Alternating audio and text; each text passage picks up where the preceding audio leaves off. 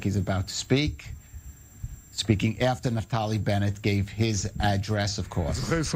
Citizens of Israel, I am standing here tonight as a faithful servant of the public, elected by nearly 2 million people.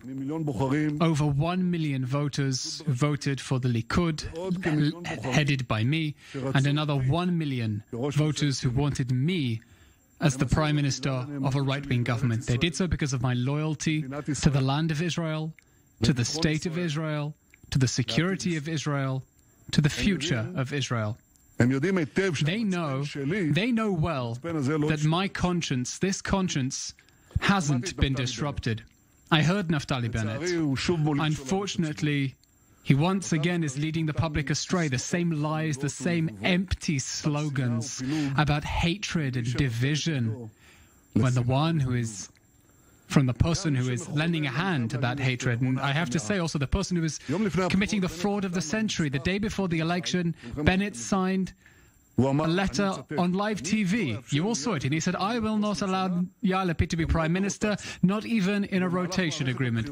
And during the election, he said, I shall not make Yair Lapid Prime Minister, not in a rotation, and not in anything else, because I am a right-winger, and this is against my values. And for me, my values bear weight. Naftali, your values don't even weigh as much as a feather. There isn't a single person in Israel who would vote for you if he knew what you're about to do. Maybe apart from you. So immediately after the elections, Bennett made his first flip-flop and retreated from all of his promises. He started charging towards a left-wing government in order to be a prime minister at any price. By the way, that's the only thing he cares about. Everything else is just rolling his eyes. During the fighting in Gaza, Bennett did another flip-flop. He declared that the left-wing government had fallen off the agenda. But a week later, the operation was over, and he once again did another flip-flop, a third flip-flop. And he's once again charging towards a left-wing government. Now he explains that this is in order to prevent fifth elections. But what's changed from a week ago? Because during the fighting, when Bennett took the left-wing government off the agenda, was there no threat of elections back then? To the extent that even exists, it doesn't exist. Not seriously, I'll show you. It existed then exactly to the same extent. So what has changed? The answer? Nothing has changed. Now it turns out that what Bennett said during the election campaign and during the fighting, these were empty words. Empty words intended to defraud right-wing voters and take right-wing votes and transfer them to the left. I'm telling you the truth tonight.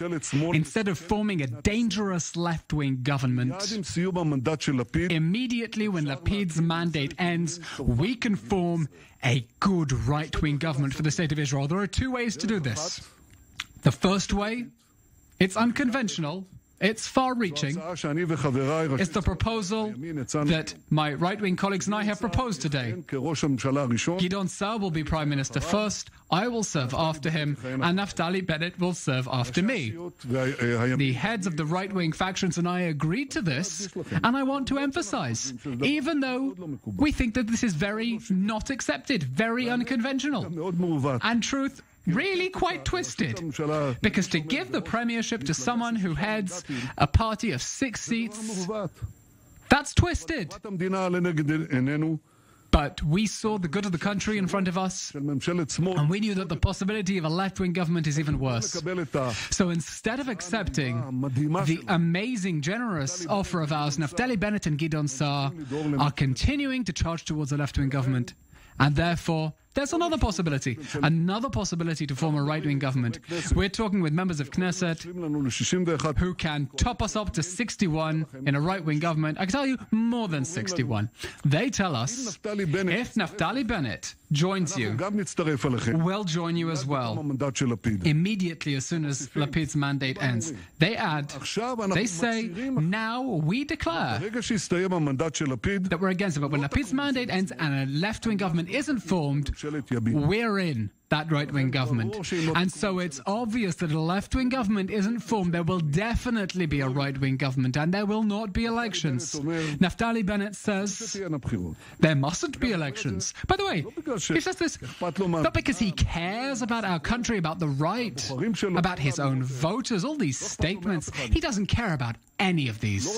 He doesn't want elections because he knows that in these elections he'll just be erased. He won't even reach the electoral threshold. He will violate all of his agreements. I promise that if he has 20 seats in the polls, he would go to elections because he cares only about himself, because he wants to be prime minister for 2 years, and 1 year isn't enough.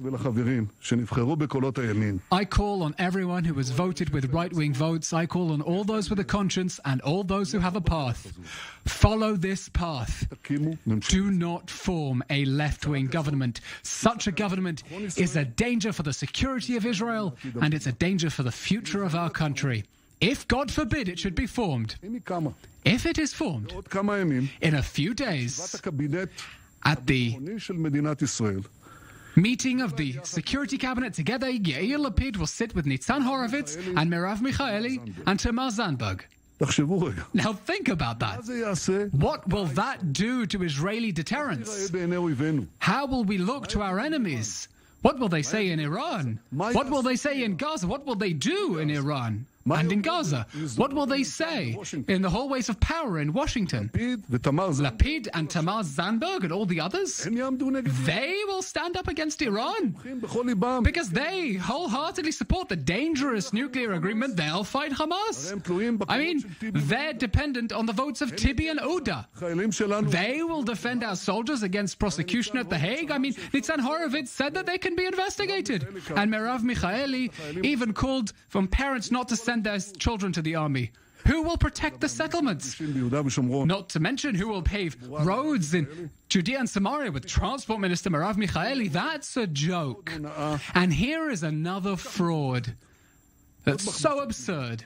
They are calling for this left-wing government a unity government. You understand? A unity government. This is a government with 40 seats on the left and hard left, with some kind of small fig leaf of parties that took votes from the right and transferred it to the left. A government that depends on anti-Zionist votes, and that's what they call a unity government. What unity government? When they take 52 seats of real right-wing, and they call that government? Of what? 2 million citizens who voted for the Likud, as voted for me as Prime Minister, parties that wanted a right-wing government. They're a disease that has to be cured? What hatred? What condescension? They call this democracy.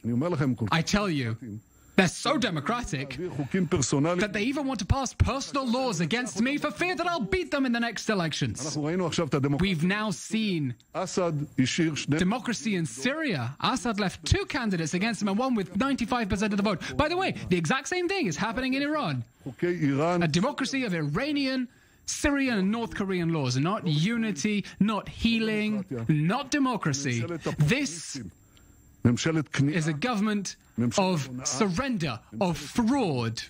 Therefore, such a government must not be formed, and I call from here for all members of Knesset who were elected on right-wing votes: do not defraud the public who voted for you, and no less importantly, do not defraud yourselves. If you're a right-winger, you don't vote for a left-wing government, and if you vote for a left-wing government, you're not a right-winger.